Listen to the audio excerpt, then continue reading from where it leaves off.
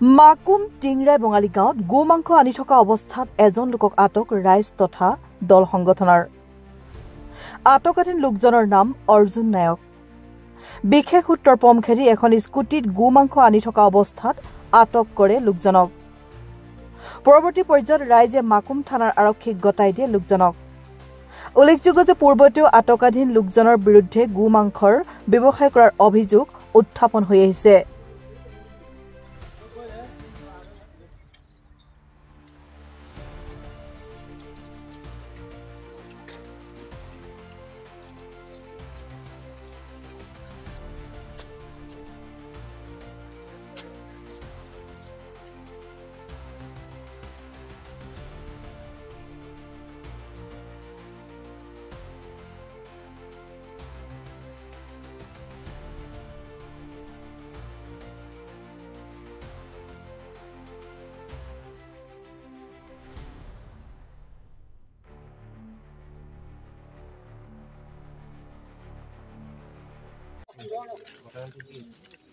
ঘটনাটো মানে বিশেষকৈ আমি গম পাইছিলোঁ যে এখন স্কুটিত গৰু মাংসৰ আনি কিনে তেখেতে বেপাৰ চলাই আছে আজি বহু দিনৰ পৰা।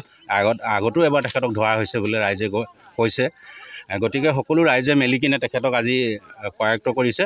হাতে লোতে গৰু মাংসৰ তেখেতে লৈ আহিছিলে বিকিবৰ কাৰণে। আৰু তেখেতক আমি আৰক্ষীক জনালোঁ। আৰক্ষী আহি কিনে তেখেতক কৰায়ত্ব কৰিছে আৰু আৰক্ষীক আমি সমজাই দিছোঁ।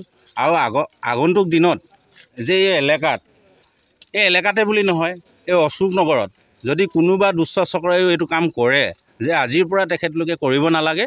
আৰু আমি যদিও গম পাওঁ তেতিয়া আমি ৰাইজে এটা সিদ্ধান্ত ল'ম।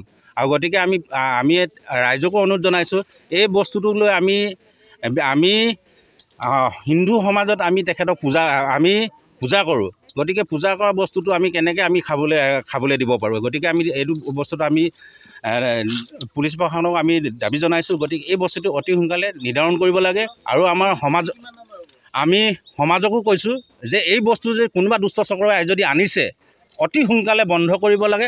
যে অনাগত দিনত যদি আমি কেনেবাকৈ গম পাওঁ কিন্তু ভয়ংকৰ পৰিণাম হ'ব। গতিকে ইয়াকে আমি জনালোঁ। ধন্যবাদ। মানুহজনৰ নাম অৰ্জুন নায়ক বুলি আমি গম পাইছোঁ। আৰু ইয়াতে এই